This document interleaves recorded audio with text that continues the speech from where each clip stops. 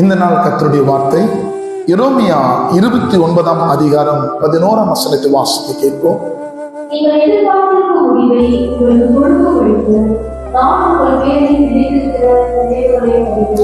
நீங்கள் எதிர்பார்த்திருக்கிற முடிவுகளை உங்களுக்கு கொடுக்கும்படிக்கு நான் உங்கள் பேரில் நினைத்திருக்கிற நினைவுகளை அறிவேன். ஒருவேளை உங்க உள்ளத்துல அநேக நினைவுகள், ஆசைகள், விருப்பங்கள் இருக்கலாம். சில விருப்பங்களையும் சில நினைவுகளும் பிறரிடத்தில் நம்ம சொல்லக்கூடாமல் கூட போகலாம். ஆனா சொல்லப்படாத ஒரு வார்த்தையை கேட்கிற தெய்வம் இன்றைக்கு உங்களோடு கூட பேசுகிறார்.